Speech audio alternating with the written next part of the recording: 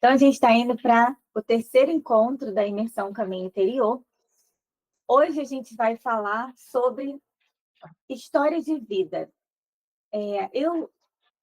Desde que eu trabalhava com vocacional lá no convento, eu tratava a história de vida como a história da minha salvação.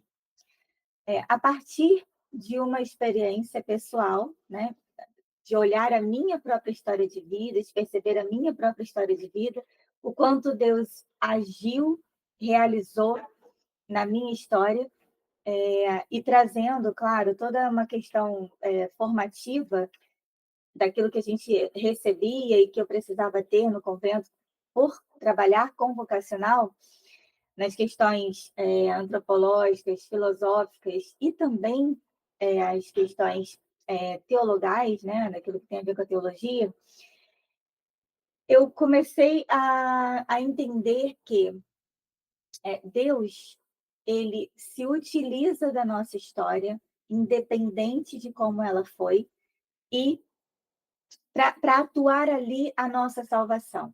Então, lá, né, quando eu acompanhava as vocacionadas, eu trouxe uma ferramenta. E para essa ferramenta eu dei o nome de A História da Minha Salvação.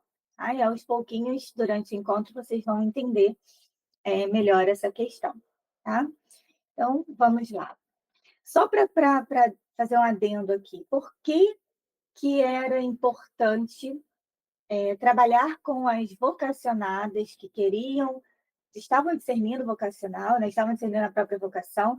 Eu sempre colocava isso para elas: vocês estão aqui, não é para saber se vocês vão ser freira ou não vão ser freira. Vocês estão aqui para entender qual é a vocação de vocês, seja no convento ou não, seja em outro convento, seja como esposa, seja como celibatária, enfim, né? E por que isso era importante? Porque quando a gente vai atropelando a nossa história de vida, a gente fica sempre atravancada. Então, imagina a gente caminhando, e aí nesse caminho a gente encontra de tudo, tá? A gente encontra galhos pelo caminho, a gente encontra árvores caídas, a gente encontra pedra, água, abismos. Se a gente não tem essa história de vida bem articulada, bem trabalhada, bem compreendida no máximo possível disso, né? Porque a gente nunca vai compreender por inteiro, a gente vai tropeçando pelo caminho. A gente tropeça na árvore em vez de passar por cima dela. A gente vai tropeçando nas pedras que estão pelo caminho, em vez de recolher as pedras para utilizar. A gente vai caindo nos abismos e daí por diante. Então, a importância de se trabalhar a história de vida num vocacional, por exemplo, era para que as meninas pudessem estar livres o máximo possível, para que elas pudessem ter condições de discernir de fato, então, uma vocação. Tá? E por que eu estou trazendo isso aqui para mulheres que, ok, algumas jovenzinhas pode ser que apareçam por aqui, mas normalmente mulheres que já estão um pouco mais com os pés mais na vida, já acertado, né? No sentido vocacional, inclusive, da coisa. Por quê? Porque muitas de nós não teve essa oportunidade de trabalhar a própria história de vida e, portanto, ainda hoje, mesmo assumindo vocações, ainda tropeça, ainda cai, enfim. Tá? Então, é sempre importante a gente ter em mente isso que a gente vai trabalhar agora. Eu trouxe aqui, claro, né? Vou trazer um pouco da minha história, porque afinal é o que eu tenho em mãos. Mas aqui eu trouxe essa frase, né? A grande trama para falar da história de vida, pensando naquele tecer de um tapete persa, por exemplo, tá? Onde o artesão vai ali nos mínimos detalhes, cada fiozinho, cada cor, ele vai tecendo aquilo ali e ele tece do lado do avesso, só para depois então ver As peças são extremamente detalhistas, né? Todo detalhadozinho, todo, enfim, para depois ver então aquele desenho, aquela imagem ali do tapete. E não só essa imagem do tapete, mas essa trama de fato, eu me recordava também da questão da própria teia de aranha, tá? Embora eu não suporte as aranhas, mas não tem como negar que aquela teia que ela faz é impressionante. Não sei se vocês já tiveram a oportunidade de estar diante de teias de aranhas assim realmente enormes, que a gente vê a grossura do fio, né? Pela bicha ser grande, né?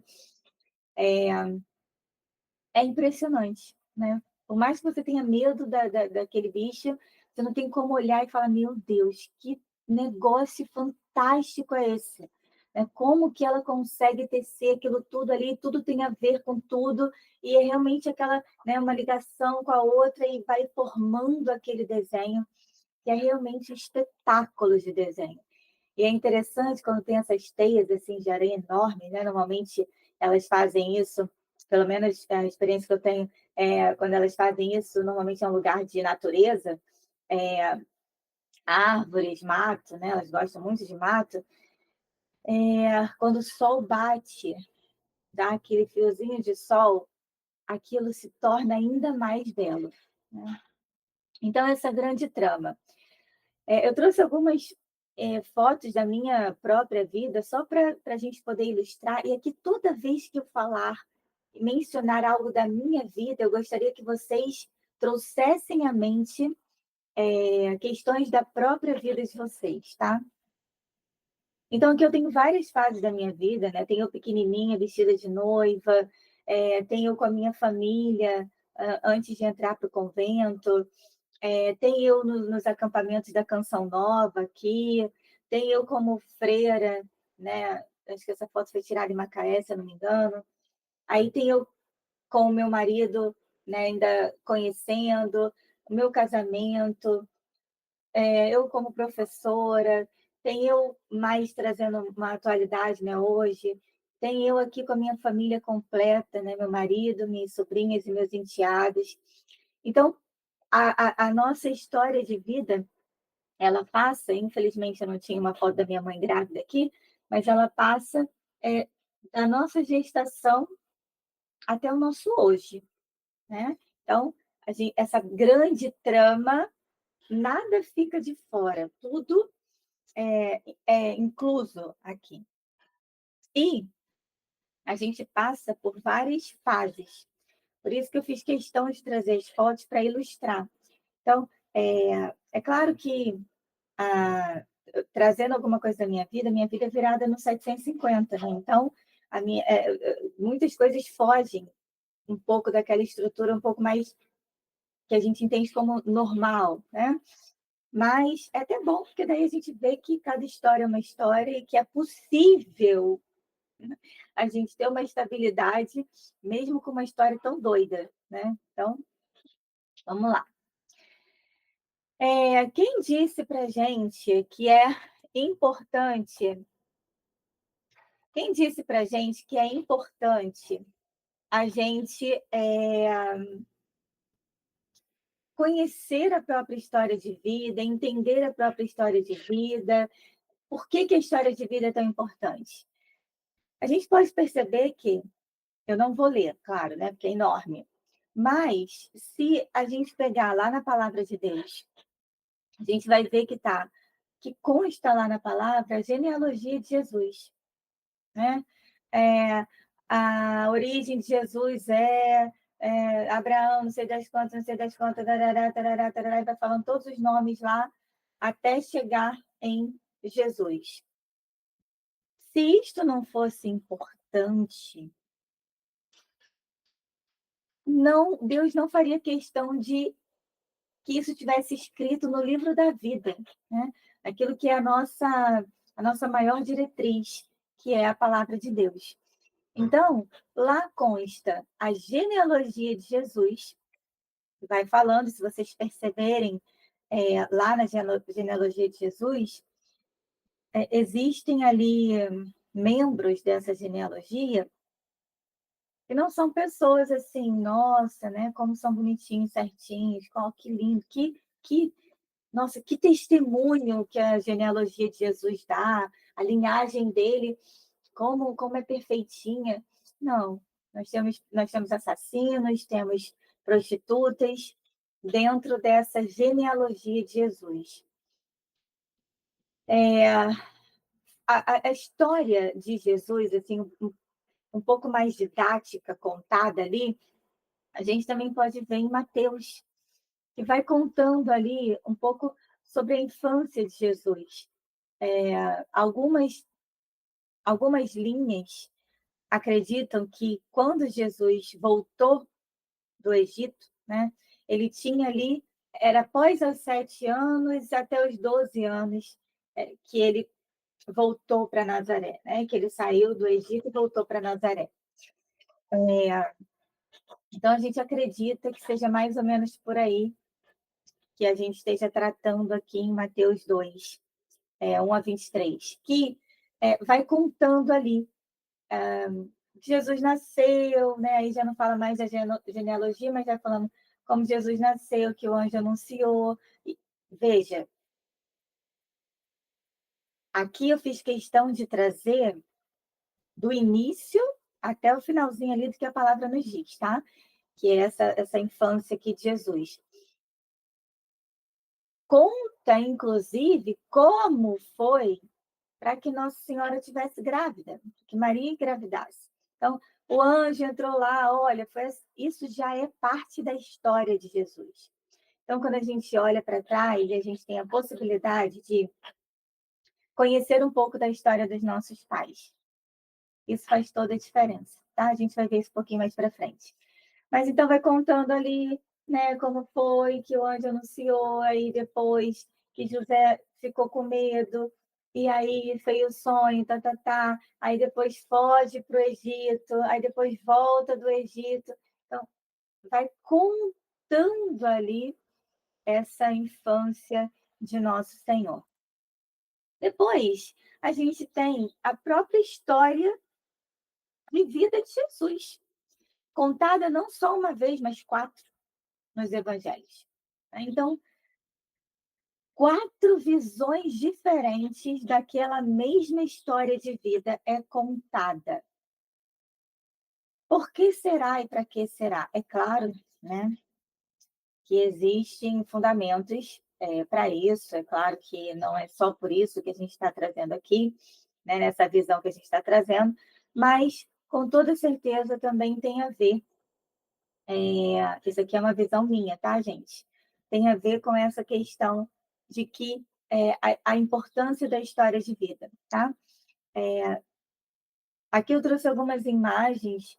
Eu gosto das imagens do filme da Paixão de Cristo. Acho que elas são muito envolventes, assim, retratam uma humanidade muito linda, sem, no entanto, deixar a divindade de lado. Então, eles conseguiram trazer essa junção de fato de uma maneira extraordinária. Então, eu gosto dessas imagens, por isso eu as trouxe aqui.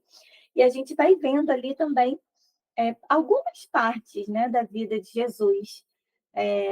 Momentos bons, como o Sermão da Montanha, momentos difíceis, como a Paixão, momentos de despedida, como a Santa Ceia, momentos alegres e do cotidiano dele com Nossa Senhora, momentos profundos de intimidade com o Pai na agonia, no Horto das Oliveiras, momentos onde ele salva o outro, né? A gente lembra aqui de Madalena, ali naquele momento onde ele está escrevendo no chão, momentos onde ele se deixa amar profundamente, por exemplo, com Verônica, né? É bonito aquela cena onde para tudo, né? E aí Verônica passa pelos soldados brigando, pelo povo brigando por aquilo tudo, e Verônica olha só para ele, e ele para Verônica. E ali aquele momento onde Jesus se deixa amar, e até o olhar dele é um olhar profundamente acolhedor, no sentido de acolher aquele amor que ele está recebendo. Então, a própria vida de Jesus também vai ensinando para a gente que a vida ela é ciclada. Ela além de ser, esse ciclo acontece, a gente fecha, abre outro, a gente fecha, ela vem, portanto, então, por fases. E não é à toa que, no conhecimento humano, a gente sentiu necessidade ao longo da história de que para que a gente pudesse entender melhor o ser humano, biologicamente falando e psiquicamente falando, a gente sentiu a necessidade de separar as fases da vida, né? Então, é, é de extrema importância, e a própria palavra já nos diz isso, que a gente possa prestar atenção na nossa história de vida. Eu poderia trazer aqui, né? Eu poderia trazer ah, o livro de Esther, o livro de Ruth, eu poderia trazer Tobias, eu poderia trazer. Gente, tudo na palavra de Deus, desde Gênesis, vai falando sobre a história. Vai falando. O Antigo Testamento vai trazendo toda a história do povo de Israel. Se a gente vê Êxodo, vai contando a história daquele povo. Alguns livros, né, por exemplo, como eu citei aqui, Ruth, Esther, vão contando a história daquela mulher, daquela pessoa. Tobias vai contando a história de Tobit, de Tobias. Então, não é à toa, tá? Não é à toa que a história de vida é tão trabalhada na palavra de Deus. E aqui eu volto a dizer, tá? Isso não é só na palavra de Deus. Eu gosto de trazer a palavra de Deus como pontapé inicial, porque, de fato, é a partir disso que todo o resto vai se elaborando. Mas, quando a gente vai para a filosofia, para a antropologia, a gente também percebe essa amarração, né? Essa trama de, da necessidade e da importância de se ver e se trabalhar a própria história, a partir da história pessoal e a história de um povo, por exemplo. Tá? Então, o que é importante aqui? Como eu falei, a gente vai, a gente teve a necessidade de entender a vida humana a partir das fases delas, né? Então, a gente precisa ter um olhar é, voltado para cada detalhe possível de ser lembrado, de ser trazido à tona diante da nossa história. Então, a nossa gestação ela é de extrema importância. Existem vários estudos hoje que comprovam que o feto, né, o bebezinho ali, ele sente tudo que a mãe vive, ele absorve. Claro que ele vai absorver, né? Não vai elaborar, mas ele absorve. A partir de um tempo gestacional, o bebê já consegue identificar a voz do pai, por exemplo, né? E daí por diante. Então, tudo que a mãe vive, que a mãe sente, o bebê também vai sentir. Vou trazer alguns fatos da minha vida, mas volto a dizer, só para ilustrar, para que vocês possam ir trazendo à memória de vocês também questões da própria história de vida de vocês. Então, existe uma questão que eu acho interessante na minha história de vida, interessante no sentido de observação, que quando a minha mãe engravidou, ela era muito nova, ela tinha 18 anos. Ela não era casada com meu pai, eles só namoravam. Naquela época, ainda era, né? Minha mãe nasceu em 62, então, quer dizer, ali é, nos anos 80, né? Eu nasci em 82, ainda era uma situação difícil demais para a mulher. Não que hoje não seja, tá? Mas é porque hoje tudo se naturalizou não, se tornou normal, que as pessoas encaram isso como se não fosse nada demais. Mas naquela época, as famílias ainda olhavam para isso como um caramba, né? Que problemão isso aqui. o que que aconteceu com essa mulher, com essa menina. Então, ao engravidar aos 18 anos, não casada, né, porque o problema era não ser casada, a minha mãe encontrou muitas humilhações, tá, a partir, do próprio irmão mais velho dela, né, chegou a dar na cara dela, xingou ela, que eu não vou repetir o palavrão aqui. Foram muitas humilhações que a minha mãe sofreu, no iniciozinho da gravidez, tá, depois isso se ajustou. E o que eu acho interessante trazer aqui, que diante de tantas coisas, a minha mãe, ela sofreu algumas questões antes da minha gravidez, e aí quando ela ficou grávida, né, falou com meu pai acolheu, né, e tudo mais, mas a minha avó paterna não acreditava que eu era filha do meu pai, né, então ela batia o pé, né, ela foi a minha avó paterna, biológica, né, ela era aquelas matriarcas, sabe. Então, assim, a família sempre reunida, em torno dela, ela era muito assim, era uma mulher viva no sentido de que falava alto, expansiva, né, falava palavrão, ela era aquela mulher, assim, bem, impetuosa. E ela foi um pouco rude com a minha mãe, né. Ah, e os meus tios e tias, eles não tomaram um lado, eles ficaram simplesmente em silêncio. E o meu pai biológico também ficou em silêncio. Ele acolheu a minha mãe, eles continuaram namorando, ele me tratava ainda na gestação, né, como filha, mas ele não combateu a minha avó, ele não defendeu a minha mãe, ficou em silêncio. E só uma tia minha, irmã do meu pai, só ela que defendeu a minha mãe, né, que brigou com a família inteira e defendeu a minha mãe. Então, veja, continua a vida normal.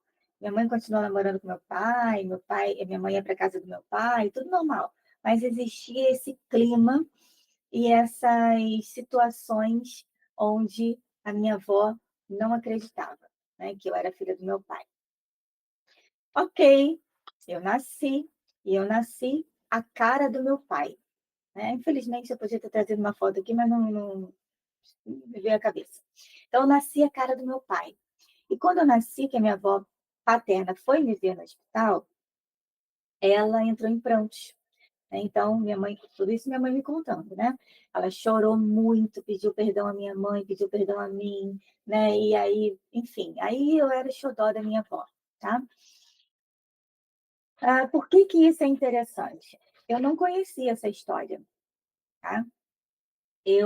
Aos 6 meses de idade, meu pai biológico faleceu num acidente e, depois, quando eu tinha 3 anos, minha mãe conheceu meu pai, que me educou, me criou e até hoje, né, meu pai.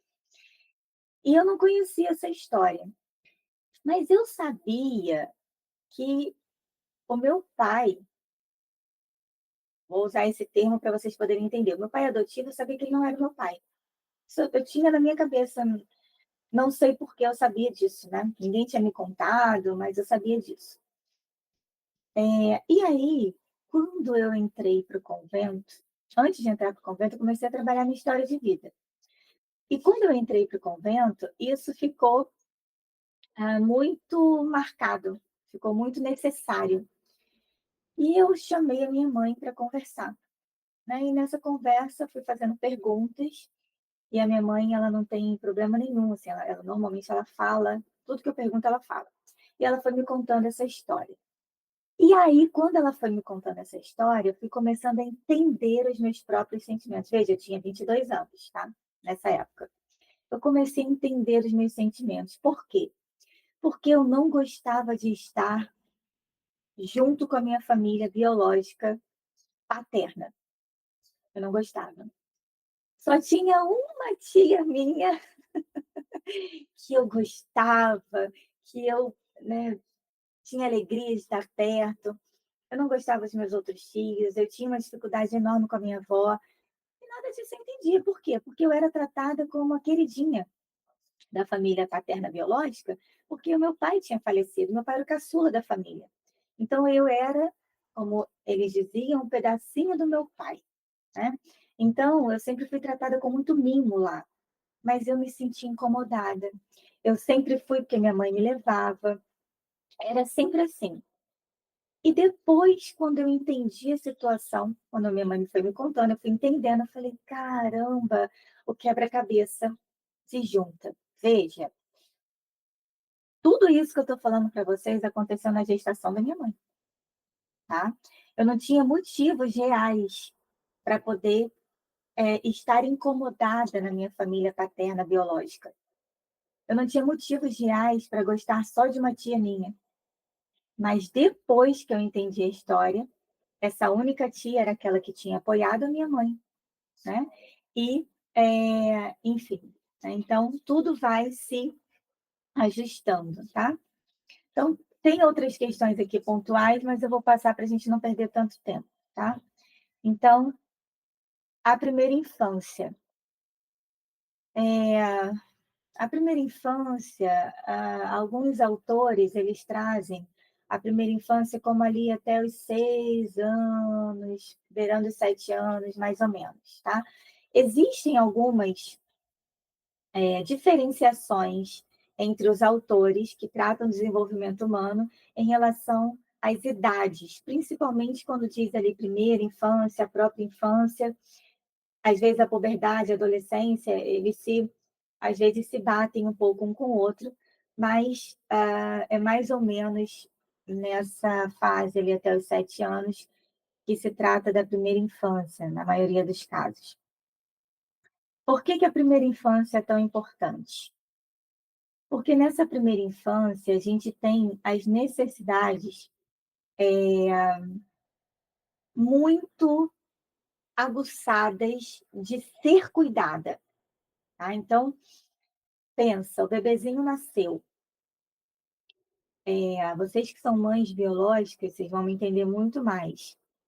O bebezinho nasceu, ele vai depender inteiramente da mãe.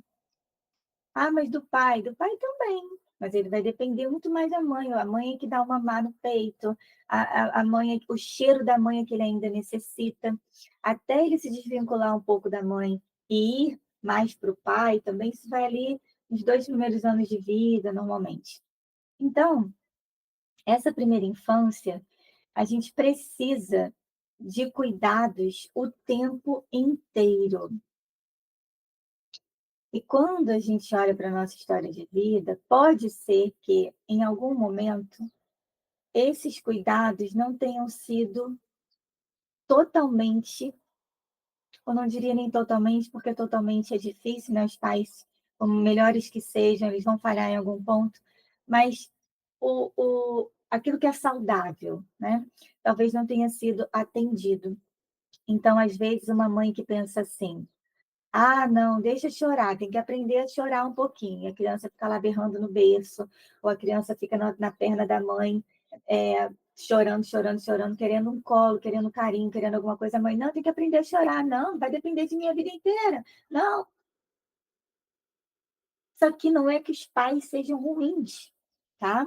É que cada um foi formado de uma maneira, entende a vida de uma maneira, e, portanto, isso pode ter acontecido na nossa história.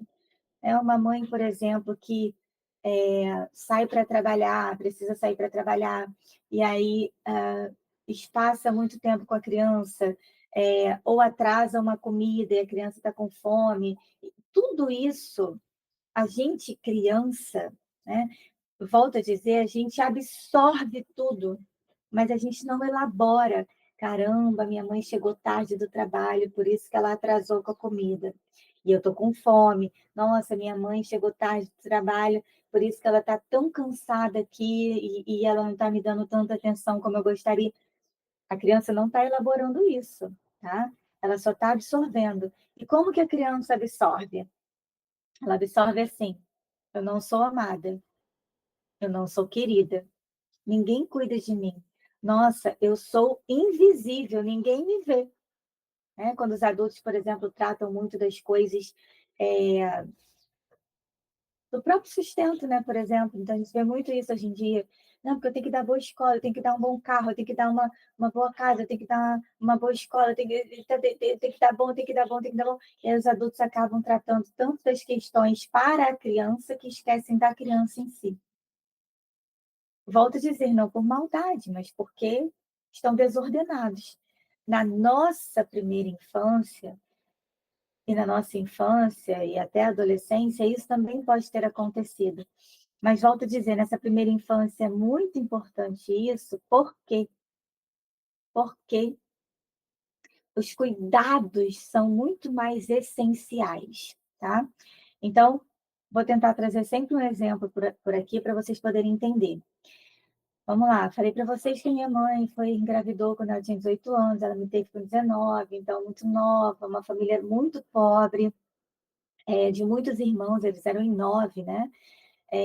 Meu avô era alcoólatra, alcoólatra mesmo, tá, ele sentava na esquina da rua e comia coisa de macumba, né, ele entrava na igreja protestante que tinha lá na rua, que tem até hoje, né, e sentava lá no primeiro banco para atrapalhar o culto lá dos pastores, né, eles tinham que colocar ele para fora. Então, graças a Deus nunca foi agressivo, né, mas ele tinha essas questões, dava muito trabalho para minha avó. Minha avó, uma nordestina, muito querida, muito graciosa, sempre muito acolhedora, muito bondosa. Então todo mundo sempre gostou muito da minha avó. E os meus tios, minha mãe, todo mundo, sempre foi muito simpático, muito extrovertido, então tinham muitos amigos. E o que aconteceu quando a minha mãe engravidou em relação aos amigos, né, e logo depois também a própria família, né, porque meu tio teve aquele primeiro momento, mas foi rápido, né, depois ele acolheu com muito carinho. As pessoas abraçaram muito a minha mãe, né, os amigos e os familiares abraçaram muito ela. Então, quando eu nasci, eu fui muito querida, amada, as pessoas esperavam muito por mim. Eu lembro de muitas pessoas, assim, os vizinhos, todo mundo sempre me acolhendo, brincando, querendo estar comigo, querendo brincar comigo, me dando coisas. Volto a dizer, uma família sempre muito pobre, então, a minha infância, por exemplo, eu lembro de ter tudo. Eu tinha bicicletas, eu tinha patins, eu tinha bonequinha que andava, que fazia bolinha de sabão, eu tinha bonequinha que falava, eu tinha todos os jogos que eu queria, eu ia a todos os passeios da escola, eu tinha tudo que eu queria. Mas não porque minha família podia me dar, mas porque as pessoas em torno me amaram muito também. Me amaram da maneira que elas podiam, me dando carinho, né, me dando, amor de fato, afeto de toque, né, de palavras e também materialmente falando. Então a minha infância, quando eu olho para essa primeira infância, eu sempre digo que foi uma fase muito feliz da minha vida, onde o que mais me e aqui é importante, a gente vai perceber isso um pouco mais para frente, eu ah, quando eu vou resumir, né, essa a minha primeira infância, eu sempre digo que eu trago aquele salmo, né: "Deus me cerca de carinho e proteção", tá. Então,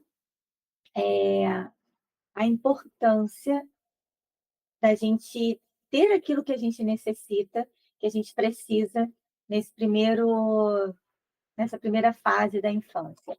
Depois a gente tem a infância, por assim dizer, né, que vai ali até a adolescência. Alguns autores colocam a pré-adolescência, a puberdade separadas, né, da adolescência. Eu não trouxe aqui assim, mas eu trouxe a infância, que é aquela fase onde a gente não é mais uma criancinha tão pequena, a gente já dá conta de fazer certas coisas, a gente já dá conta de entender minimamente uma coisa ou outra.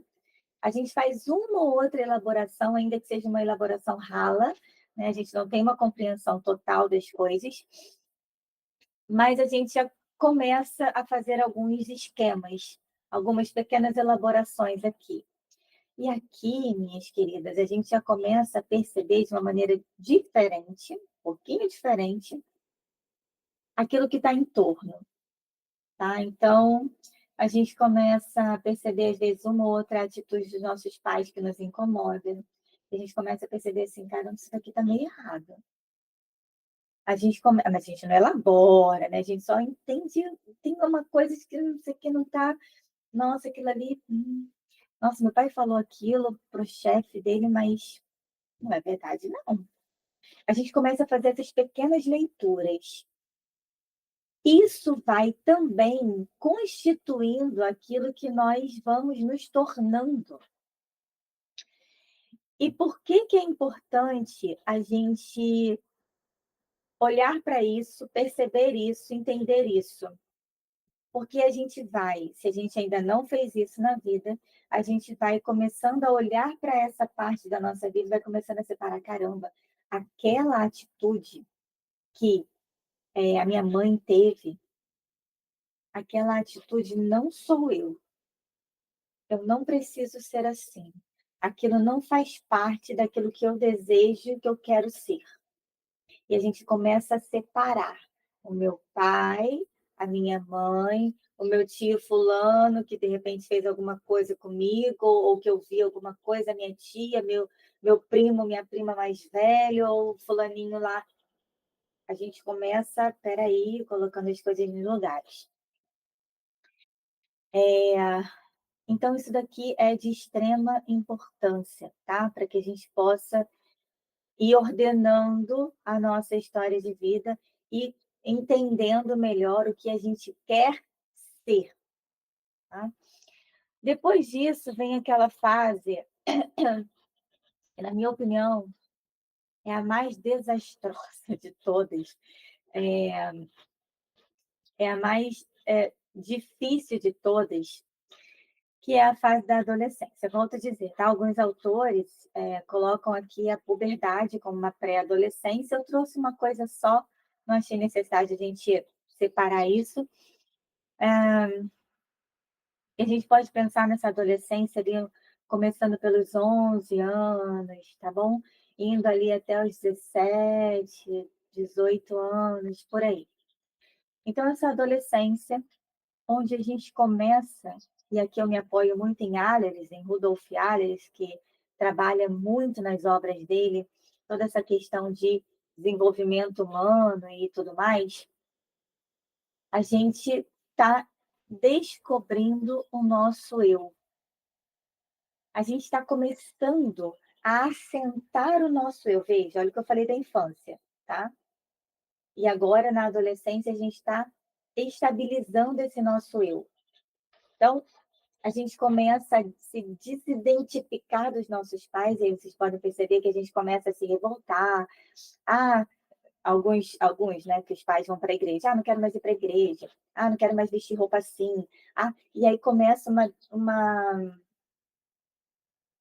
um querer esconder-se, em alguns casos, né, na maioria. Então, quer usar roupa comprida, quer usar roupa larga, quer, porque está se descobrindo ainda, o corpo está modificando, as meninas começam a ter seios, né, os meninos começam a crescer os pelos, então a voz muda. Tudo isso é uma, a palavra que está me vindo é catástrofe, tá? Mas eu não quero usar essa palavra aqui. É uma transformação tão grande que realmente parece que tem uma avalanche sobre a pessoa.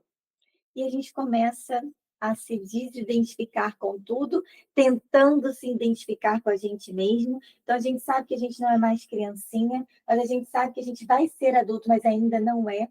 Então é um misto de sentimentos, é algo totalmente desfigurado, que é quase à beira da loucura, para quem está vivendo e para quem está em torno também, né, minha gente? Mas, voltando para cá, porque interessa, é uma fase de muitas turbulências. Os próprios hormônios, né, estão ali à flor da pele. Então, e aqui quando a gente fala os hormônios à flor da pele, a gente não quer falar só de sexualidade, não, tá? Os hormônios embaraçam tudo. A sexualidade, diz Ahleres, né, ela não, e não só Ahleres fala, né, mas eu me apoio nele, ela não é o maior problema dos adolescentes, como muitos pensam, tá? O maior problema do adolescente é justamente esse, a identificação com o seu eu. com o seu próprio self, né, então ele está entendendo, tentando entender quem é ele. E aí, esse caminho é um caminho muito tortuoso, porque, volto a dizer, ele olha para ele e ele pensa assim: "Olha, eu não dependo tanto mais dos meus pais, eu não sou mais aquela criancinha, os meus pais falam comigo, como se eu já fosse adulto às vezes, mas eu não sou. Ao mesmo tempo, daqui a pouco eles estão dizendo que eu não tenho idade para fazer certas coisas ou para ter certas responsabilidades, mas daqui a pouco eles estão dizendo que eu tenho responsabilidade", a cabeça fica uma loucura. E aí, vou trazer aqui a questão da mulher, tá?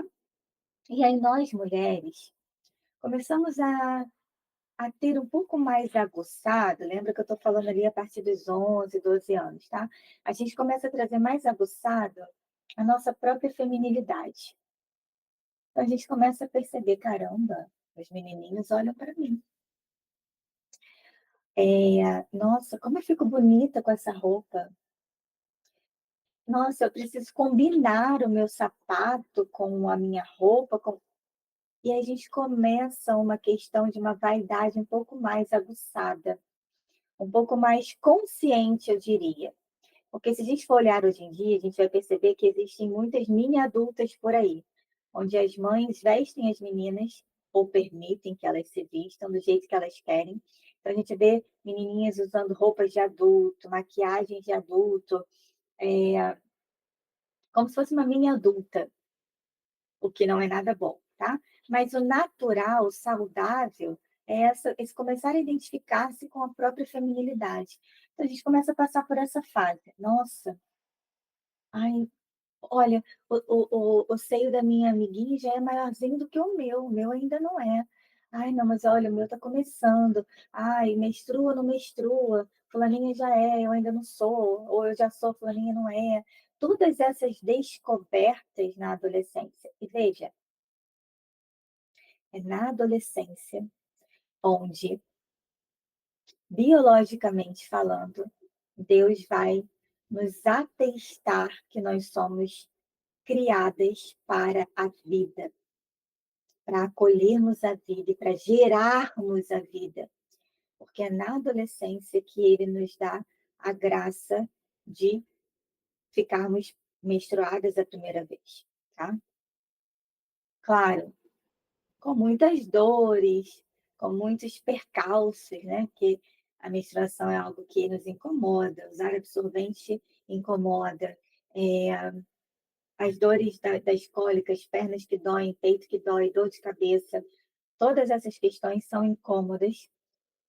Na adolescência isso é um pouquinho pior, porque embora tenha aquela coisa: "Ai, eu já fiquei menstruada", mas tem todo aquele incômodo, aquela coisa de não posso ir à praia, não posso ir à piscina, "Ai, sujou, não sujou minha roupa", né, enfim. Mas é aqui que Deus nos atesta: "Eu te criei para a vida, te criei para gerar vida, para ser comigo co-geradoras de vida". Então, é uma fase, a fase da adolescência, é uma fase de extrema importância para que a gente possa firmar os nossos passos na vida adulta. Todas as fases são, ok? Então, volto em Allers. Allers fala: se você quer um bom adulto, eduque um adolescente. Se você quer um bom adolescente, eduque uma criança. E daí por diante. Então, todas as fases são importantes. E o que mais a gente precisa é ter nessas primeiras fases da vida, até a adolescência, de uma maneira particular, para que a gente se estabeleça um adulto mais saudável, mais firme, né? A gente precisa de confiança. Então, a gente precisa sentir nos nossos pais, ou quem fez as vezes dos pais, confiança. Eu confio neles e eles confiam em mim. É, a confiança, ela nos lança, ela nos joga para frente, ela nos lança para o próximo passo. Então, aqui eu queria trazer a imagem, por exemplo, de uma criança que começa a andar. Aí tá ali o pai e a mãe, né? Aí o pai tá de um lado, a mãe tá de outro. Aí a criança sai da mãe, né? Aí a mãe soltou a criança deu um primeiro passo, cambaleando, né, normalmente a mãe vai mais por ali para tentar não deixar a criança cair, mas a mãe diz normalmente a mãe diz assim: "Mamãe tá aqui filho, vai", quando a mãe está um pouco mais saudável, né. "Mamãe tá aqui filho, vai, papai tá te esperando". E aí o pai tá do outro lado dizendo assim: "Vem filho, você consegue". Normalmente o homem é mais confiante nesse sentido, né, de lançar a criança para fazer o que ela deve. E o papai está lá do outro lado: vem filho, você consegue". O que que eles estão gerando nessa criança? Confiança.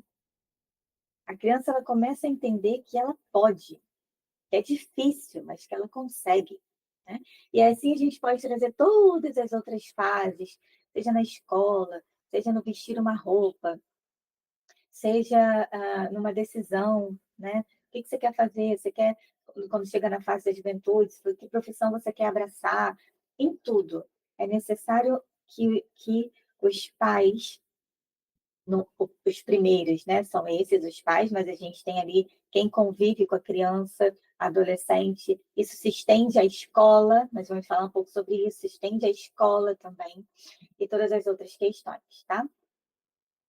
Então, aqui é importante que a gente tenha confiança. E aí, trazendo à mente a história de vida de vocês, a adolescência, às vezes e normalmente, salvo uma outra pessoa, é uma fase complicada, né. Então, trazendo um pouco aqui, por exemplo, exemplificando a minha própria adolescência. Foi uma fase extremamente difícil, onde muitas situações que eu vivi, né, daquilo que fizeram comigo, daquilo que eu mesma permiti, uma sexualidade, afetividade muito aguçada e bagunçada, né. Eu me perdi muito, de mim mesma, ali dos 12 aos 15 anos foi uma fase extremamente difícil, onde muitas questões vieram à tona, onde eu não tinha, pais, suficientemente estruturados para que pudessem me ajudar a ordenar tudo isso,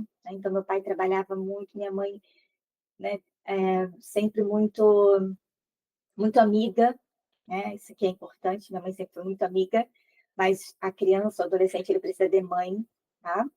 Então, é uma fase muito difícil, que a partir da minha adolescência eu tive marcas tão profundas na minha vida que, foram estendidas até a vida adulta, com uma necessidade de serem trabalhadas, em terapia, oracionalmente, daí por diante, tá. Então essa fase é extremamente importante. E a juventude, onde essa fase ela é um pouco mais você já está um pouco mais assentada, você já entendeu um pouco mais de quem você é, você passou um pouco por aquela turbulência da adolescência, então você já se identifica um pouco mais, você já se reconhece um pouco mais dentro desse mundo, né, dentro dessa realidade de mundo, você já sabe um pouco mais quem você é, né. Então, por exemplo, na juventude, eu já era professora, então já tinha me formado como professora, eu já sabia como eu gostava de me vestir, então eu já sabia, por exemplo, na adolescência, ali dos 12 aos 15, eu usava shortinho curto, eu usava barriga de fora. Passando disso, indo para a juventude, eu já entendia que aquilo não era o meu estilo de me vestir, por exemplo, né. Eu gostava de roupas mais, um pouco mais bem vestidas, né, um pouco mais elegantes, eu gostava de então eu já me identificava um pouco mais a partir do meu externo. Eu sabia que eu amava ser professora, eu sabia que eu queria alguma coisa voltada para a educação, eu sabia que eu queria, eu já tinha pontos na minha vida que eu sabia o que eu sabia que eu queria caminhar com Deus, né, embora eu não sabia como, nem então a juventude é essa fase, eu coloquei essa imagem dela olhando pela janela, porque a janela representa esse mundo que está aberto para você e você vai fazendo escolhas, vai tomando decisões. Isso é a fase da juventude. A gente vai tomando decisões para poder caminhar na vida. E veja, como a gente toma decisões erradas na juventude, tá? Então, muitas vezes. Por quê? Porque às vezes a gente não teve toda essa estrutura anterior bem fincada, bem elaborada, bem constituída. Meninas, eu vou passar um pouquinho hoje, tá? Peço perdão a vocês, porque realmente esse tema ele é muito valioso para que a gente possa caminhar bem em todo o processo do nosso autoconhecimento e daí por diante. Aqui é a idade adulta. Eu coloquei uma mulher grávida por quê? Mesmo que a mulher vai se tornar freira, né, ou não tenha filhos biológicos como eu, é, é aquela idade onde a gente entendeu, ou deveria entender, que a gente nasceu para servir, que a gente nasceu para se entregar, que a gente nasceu para se dar, que a gente já está solidamente constituindo algo que permanece, tá? Na nossa história.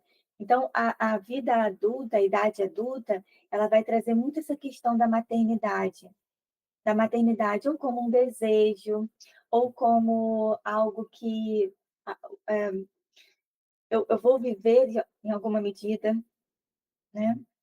Mas na idade adulta, a gente já tem o nosso eu consolidado, constituído, a gente já entendeu quais são as nossas prioridades maiores, a gente já respirou na vida e a gente continua o caminho de uma maneira mais firme, de uma maneira mais sólida, mais tranquila. Tranquila não porque não teremos complicações, mas tranquila no sentido daquilo que sou eu, tá bom? Então,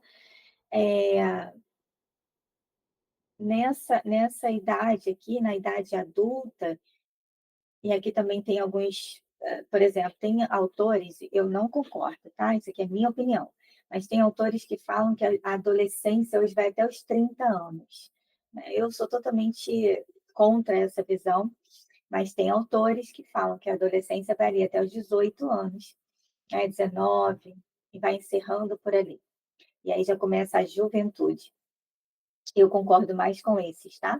Então, na idade adulta, e tem autores que nem falam, tem autores que falam das fases da vida, mas eles não falam, não se prendem à idade. Por exemplo, o Allers é um desses, tá? Ele não fica preso às idades, por exemplo.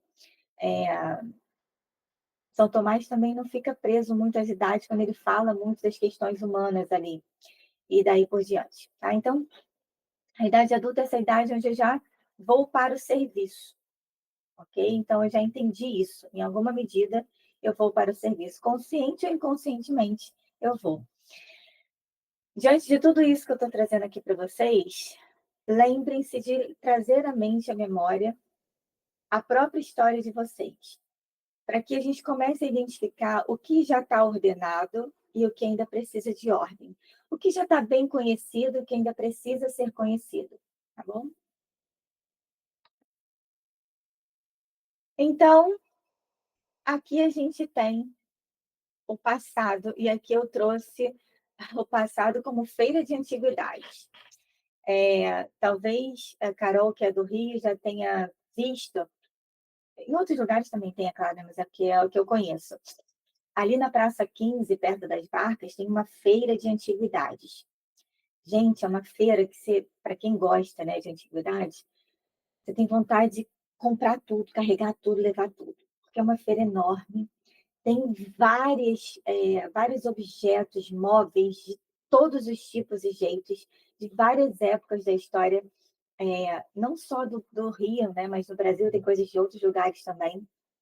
Então, você encontra porcelana, você encontra cadeira, você encontra tudo, você encontra ali. O passado é como uma feira de antiguidades, ok? Pensa aqui comigo. Eu não sei se você gosta de estilos de decoração, se você pensa nisso, mas existem os estilos de decoração, tá? Tem o escandinavo, tem o moderno brasileiro, tem vários estilos de decoração, cada um de um jeito. Lá eu posso amar a antiguidade, tá? E eu posso ter, inclusive, um estilo de decoração na minha casa que seja até mais voltado, um vintage, por exemplo, um até um clássico, às vezes, né, traz bastante coisa de antiguidade, eu posso até ter os estilos mais voltados para móveis, assim, antigos. Mas mesmo assim, quando eu vou passear na feira de antiguidades, eu não tenho como trazer tudo que eu quero, eu gosto, ou eu acho bonito para a minha decoração. Eu preciso angariar ali uma ou outra coisa que vai fazer sentido na minha decoração. Então eu olho para uma cadeira, eu falo: "Nossa, essa cadeira vai servir para minha sala, vai servir como poltrona, vai ficar tão bonita, vai ficar ali, ela tem sentido, ela vai ornar, vai ter comunhão com as outras coisas ali". Então eu trago esta cadeira. Por que que eu estou trazendo essa imagem aqui do passado como feira de antiguidade, como angariar as coisas para aquilo que vai fazer sentido na minha decoração, né? Por quê? Porque o passado, tudo isso que a gente está falando até aqui, toda a minha história de vida, ela me serve como história de salvação. Ela serve para mim, para que eu possa olhar para ela, ter um novo olhar sobre ela e nela reconhecer que Deus é o meu Salvador. Que em alguns momentos muito específicos, em todos os momentos, tá? Mas alguns muito marcados, Deus colocou a mão nessa história e disse: "Agora eu vou te salvar daqui. Não, até aqui eu permito que as coisas te afetem, mas daqui para frente eu te tomo". Em alguma situação, Deus disse: "Até aqui eu deixo que as coisas te firam, eu permito, mas a partir daqui agora não, agora quem te cuida sou eu". E essa história, o passado, até o um segundo atrás, ele nos serve para isso, para que a gente olhe e enxergue Deus cuidando e tocando em tudo. "Marcela, mas olha, na minha infância, a minha casa foi invadida e mataram os meus pais na minha frente. Onde Deus estava? Como pôde acontecer isso? Que pai é esse que..." Com toda certeza Deus estava ali. "Marcela, meu pai abusava de mim sexualmente". Deus estava ali. Não estava no pecado dos assassinos, não estava no pecado do seu pai, mas ele estava ali com você. E a gente precisa ir angariando algumas coisas para que a gente possa fazer uma nova leitura, para que a gente possa ver de um ângulo diferente, sair do nosso lugar de vítima e ir para o lado de Deus, e ao lado de Deus, olhar para essa história e perceber: "Espera aí, como é que Deus está vendo isso?". Porque eu estou vendo como se eu não tivesse pai, eu estou vendo como se eu não fosse amada, eu estou vendo como se eu não fosse querida. Eu estou sentindo que eu estou deslocada nesse mundo, porque eu não fui cuidada, eu não fui amamentada, eu não fui educada, eu não fui... Mas espera aí, agora eu sou adulta, deixa eu ver como Deus veio. Eu saio do meu lugar de vítima e vou para o lado de Deus e vou ver a partir do ângulo de Deus. Então, o passado é isso. É olhar para essa feira de móveis antigos, né? Eu trouxe antiguidade porque tem a ver com o passado, e eu vou olhar e falar: "Caramba, olha, na minha gestação, isto daqui foi tão importante que eu preciso trazer isso para ressignificar". E aí eu vou colocar ali uma pedra de Jacó, né, como Jacó colocou a pedra quando brigou com Deus, quando Deus falou com ele, falou: "Colocar uma pedra aqui, que Deus falou comigo". Eu coloco uma pedra ali, né, eu pego esse pedaço do passado, trago ali, mas não para olhar e falar: "Nossa, como..." Não, mas para olhar e falar: "E nesse momento, seja um momento bom ou um momento triste, aqui eu preciso ter isso em vista, em alguma medida, porque aqui Deus esteve e foi para mim, né? Foi para mim Pai, foi para mim Salvador, né? Foi para mim a nova vida. Muito bem. Então o passado, ele nos serve para isso, para que a gente conheça em alguma medida, para que a gente angarie coisas importantes e possa ordenar a vida e colocar cada coisa, cada pessoa no seu lugar, cada sentimento no seu lugar. Espera aí, não, eu fui vítima quando abusaram de mim, mas eu não sou. Isso passou, né? Acabou. Me roubaram, me traíram, mas isso foi lá. Eu não sou vítima, eu fui naquele momento e acabou. Então, eu uso o passado para poder ordenar o meu presente e encontrar essa liberdade para ser, essa liberdade para existir, para viver, para agir. Então, quando tudo está em ordem, quando a minha mãe está no lugar dela, meu pai está no lugar dele, meus tios estão no lugar deles, aquele amiguinho que me traiu está no lugar dele, aquele namorado que, caramba, como me fez sentir humilhada, está no lugar dele, tudo vai ficando no lugar, em ordem, aí eu vou encontrando essa liberdade. É como se o meu eu começasse de fato a aparecer aqui, por quê? Porque tudo está no lugar. Então, o passado não é lugar de moradia. Porque se eu vou lá no meu passado para ficar, ai, mas olha, como a minha cômoda antiga está tão lascadinha, como a cor dela desapareceu. Ai, como isso? E eu fico nesse lugar de vítima. Eu vou acabar, e aqui, emocionalmente falando, tratando da nossa psique, eu vou acabar adoecendo e entrando numa depressão. Porque a depressão é simplesmente, a gente vai trazer uma definição muito chula aqui da depressão, mas a depressão é morar no passado. Então, morar no passado nos faz ficar depressivas em alguma medida. Então, o passado não é para a gente morar nele, é para a gente angariar e ordenar, ok? O futuro é como um fim de tarde. O fim de tarde, quando eu estou vendo que aquele dia está acabando, fim de tarde é muito gostoso, né, gente? Fim de tarde é aquele momento onde o sol está baixo, não tem mais aquele calorão, mas não tem frio. E aí eu estou vendo, se eu encontro a natureza, eu estou vendo aqueles raios de sol fracos. Eu estou percebendo que o dia está acabando, mas eu tenho aquela esperança do dia seguinte. Trazer o futuro aqui como essa palavra, esperança. Esperança de esperançar, né? Do verbo esperançar, de esperar ativamente.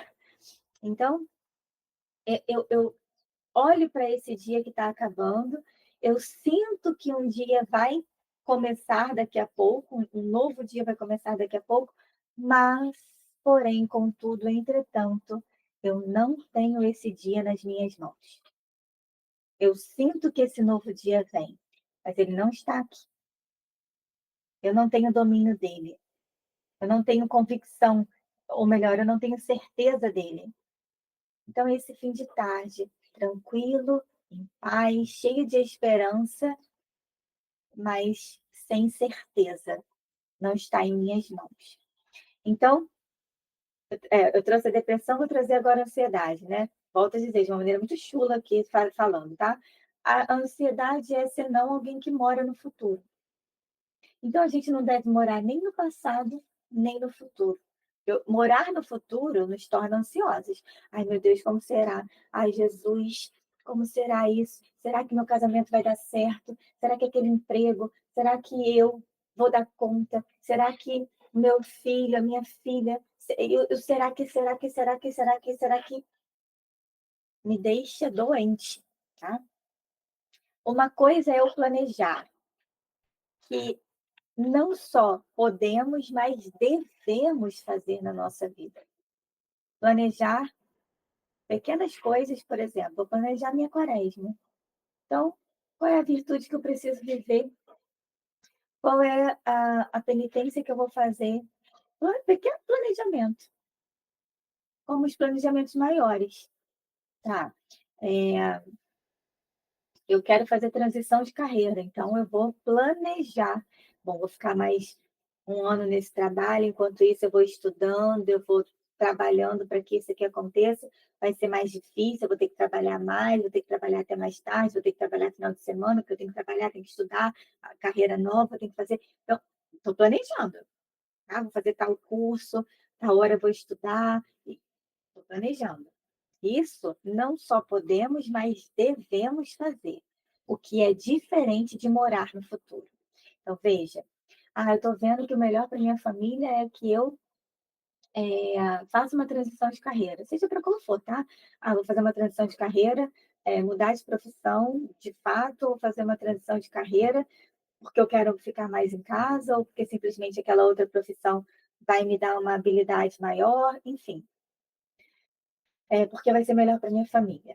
Tá, então eu pego aquilo e eu vou planejar aquilo, mas eu não vou morar naquilo. E se não der certo? Eu vou pagar um curso caro e não vai dar certo. E se? Aí eu nem faço curso, nem mudo de carreira, nem. Não, eu preciso. Uma vez que eu angariei as coisas do passado e ordenei, eu preciso olhar para esse futuro como esse fim de tarde, essa esperança, fazer planejamentos que me cabem, não que cabem a Deus. Tá? Então, eu planejo e entrego. E aí, depois que eu entreguei, eu entreguei. Então, eu vou caminhando, mas é Deus quem vai controlando. Eu vou dominando o que me é possível humanamente, mas quem controla é Ele. Tá? Então, morar no passado é depressivo, morar no futuro nos torna ansiosas. O que a gente precisa para estar saudável? É estar no presente. O presente é a nossa única realidade possível. Tá? Na, Dentro das questões da psicologia, a gente sempre costuma dizer que quem não está no presente, quem não vive a realidade, quem está fora da realidade está adoecido de alguma maneira. Então, quando a gente vai olhando para a depressão, para a ansiedade, para o toque, né? Está dentro da ansiedade, a ansiedade tem muitas faces. Quando a gente vai olhando para essas questões, a gente vai percebendo aquilo que não são questões, por exemplo, né? A bipolaridade, outras questões que são mais acentuadas também fisiologicamente falando, né? A gente vai percebendo que a pessoa está desinstalada da realidade, ela está fora da realidade, ela não está vivendo aquilo que é a vida dela. Por isso ela está adoecendo. Tá? Então, o que a gente precisa? Estar presente na realidade. Qual é a minha realidade? Minha realidade hoje é, profissionalmente falando, eu sou psicoterapeuta, trabalho em casa, embora eu gostaria imensamente de ter um consultório. Na verdade, eu gostaria imensamente de ter uma clínica onde eu pudesse ter vários profissionais ali, nutricionistas, esteticistas, psicólogos, terapeutas ocupacionais, médicos, né, ginecologistas. Eu gostaria de ter, é isso que eu gostaria de ter, né, um lugar cheio de profissionais bons que coloquem Deus no centro e cuidem da vida da mulher e da criança. Olha, é o que eu gostaria, imensamente. Mas essa não é a minha realidade. Minha realidade hoje é que nem o meu escritório está pronto ainda, para que eu possa trabalhar num ambiente mais adequado. Mas essa é a minha realidade. Então, a minha realidade hoje é psicoterapeuta, trabalhando nas condições que eu tenho, é, ser casada com o Alexandre, ter a vida que nós temos, morar onde nós moramos, viver as realidades próprias, isso é a realidade. Então, eu preciso viver nessa realidade e a partir dessa realidade. Então eu não vou olhar para esse instituto que eu gostaria de ter, vou olhar para ele. Ele me faz, inclusive, ter esperança. Mas se ele vai acontecer um dia ou não, o que eu sei hoje é que eu estou fazendo o que eu devo, cuidando das almas que Deus me concede, seja uma, seja duas, seja 15, seja não importa.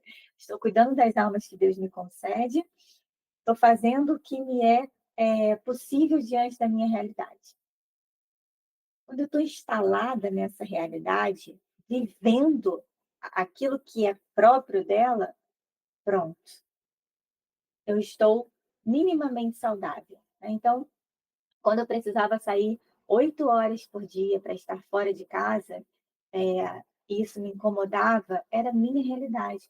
Eu saía da minha casa, eu pegava metrô, eu pegava ônibus, eu andava 20 minutos no sol, eu chegava na escola onde eu trabalhava, e quando eu chegava na escola onde eu trabalhava, eu estava ali por inteira. Cada aluno que eu recebia, cada professor que eu via, eu tentava viver aquilo. Então, eu tentava ser para os meus colegas de profissão aquilo que eles precisavam. Eu amava aqueles alunos como se eu tivesse só aquilo ali para viver e pronto. Cada fase da nossa vida, cada momento da nossa vida tem uma realidade, eu preciso viver aquela realidade, sem perder de vista o fim de tarde, sem perder de vista aquilo que é a minha esperança, sem perder de vista aquilo que a gente pode trazer, como a gente poderia falar sonho, né, mas eu vou preferir a esperança aqui, né, porque aquilo que talvez eu queira viver, talvez eu me sinta chamada por Deus a viver, mas ainda não é. É aquele já ainda não, que a gente fala, tanto na psicologia a gente fala isso, como nas próprias formações da igreja, né. A gente fala aquele já ainda não. Quer dizer, eu já estou aqui, já consigo tal coisa, já me identifiquei, já passei por alguns momentos de crescimento, mas ainda não. Aquele já, quer dizer, eu tenho o céu aqui em alguma medida, porque eu tenho Deus, eu tenho Eucaristia, eu tenho sacramentos, mas ainda não, porque o céu pleno ainda não chegou. Então, esse já ainda não. Tá? Por que eu trouxe a bailarina? Eu tinha, esse quadro se perdeu, um quadro de bailarina lindíssimo, infelizmente esse quadro se perdeu. Mas por que a bailarina? Veja, olha para ela. Primeiro de tudo, gente, agora aqui é muito Marcela, tá? No sentido da minha visão. Olha que elegância tem uma bailarina. Olha, uma bailarina, ela representa, bailarina clássica, pelo menos, né? Ela representa tanto aquilo que é próprio da mulher, aparentemente falando já, ela é sempre elegante, os movimentos da bailarina são sempre elegantes, né. Veja, a ponta do pé, é preciso um equilíbrio profundo na vida para viver a realidade, ok? Estou falando da realidade. É preciso um equilíbrio profundo.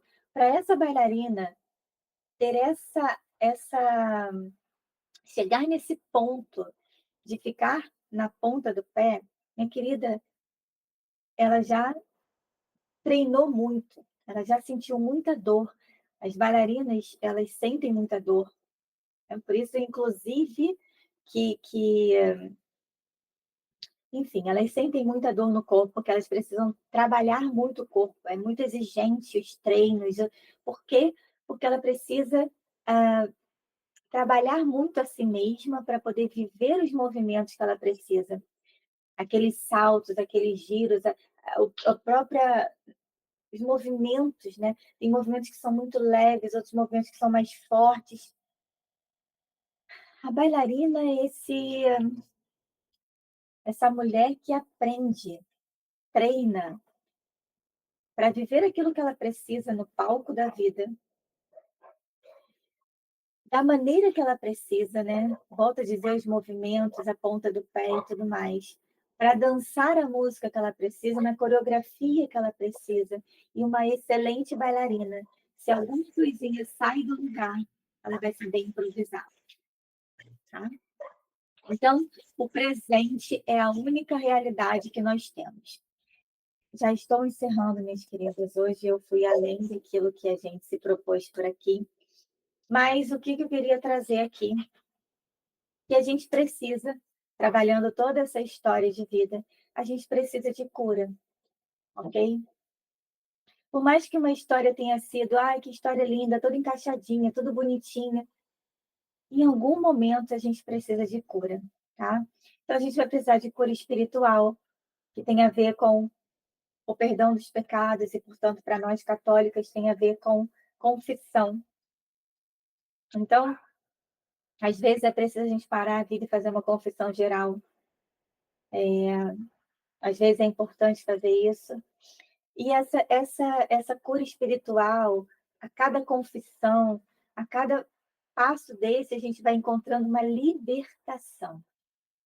Então, falar de libertação não é falar de grito, de demônio saindo, no sentido figurado que a gente vê por aí, né?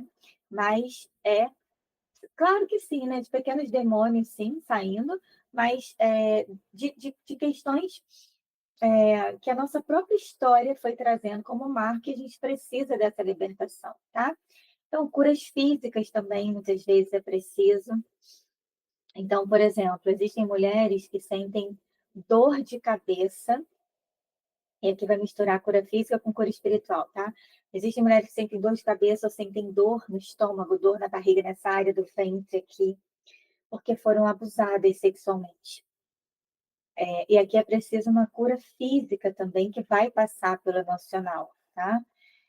E a cura interior, a cura emocional, que é o que a gente mais trata normalmente, que é essa cura das emoções, que é tudo que a gente está trabalhando aqui. A gente está fazendo tudo isso para dizer assim, meus queridos, a gente precisa de cura, a própria ordem na vida é uma cura, para que a gente possa estar emocionalmente bem para poder viver o que a gente precisa.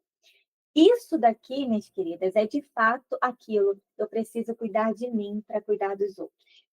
Isso aqui que a gente está fazendo, de fato, é colocar a máscarazinha lá do avião, que as pessoas tanto gostam de falar, né?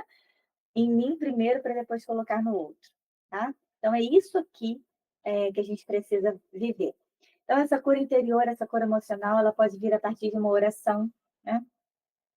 Uma vez eu estava num retiro pessoal, era um retiro individual que eu estava fazendo, e aí no momento onde eu estava escrevendo, né, eu estava vivendo aquele dia, no final do dia eu fui escrever todo o meu dia, fazendo a minha oração ali, e no momento em que eu estava escrevendo, lembrando uma coisa da minha história, eu me lembrei de uma frase que a minha mãe me contou quando meu pai biológico, antes dele morrer, ele saiu, eu estava sentada no colo dele, me deu um beijo, falou, papai te ama, e saiu, sofreu um acidente e nunca mais voltou. Então, quando eu escrevi isso, Papai te ama, eu caí em lágrimas. Eu chorava, fazia assim. E eu fiquei assim uns 2 minutos chorando, chorando, chorando, chorando, chorando, chorando. O que foi aquilo? Um momento de cura. A partir daquilo, tudo em mim foi se ordenando nesse sentido em relação ao meu pai biológico. Então, a cura interior ela pode vir a partir de uma oração pessoal, ela pode vir alguém que reza por mim, põe a mãozinha na minha cabeça e reza. Ela pode vir a partir de uma intercessão, alguém que está rezando por mim lá da casa dele, e pronto. Ela pode vir a partir, e vem muito, a partir de tratar a história de vida em terapia, tá? Vem muito, mas vem muito mesmo. Na terapia, na psicoterapia, a gente trabalha muita história de vida. Então, a gente vê muitas curas acontecendo. Então, a gente precisa prestar atenção na nossa autoimagem, o quanto a minha autoestima está baixa, está alta demais, porque os dois polos estão ruins, tá? É preciso de um equilíbrio, lembra da bailarina? Existem os grandes tribunais na nossa história de vida, e a gente precisa ter cuidado com isso, né? Os grandes tribunais são aqueles momentos da minha história onde eu, por exemplo, ah, é, aquela minha melhor amiga me traiu, e aí no meu tribunal eu condenei ela. Eu preciso rever isso, né? Reavaliar, voltar nesse lugar e tentar entender melhor por quê? Porque eu não sou juiz. Eu não sou juiz. Eu posso julgar, que eu estou vendo e a coisa aconteceu, mas eu não sou juiz, tá? Então, quando eu dou liberdade para as pessoas que me fizeram mal, ou para mim mesma, quando eu não me perdoo e me condeno, quando eu dou liberdade, digo, eu não sou juiz, eu não posso condenar essa pessoa, a mim mesma, eu encontro uma liberdade interior tão grande que eu entrego aquilo que não é meu. Eu entrego para quem é devido, que não é meu, né.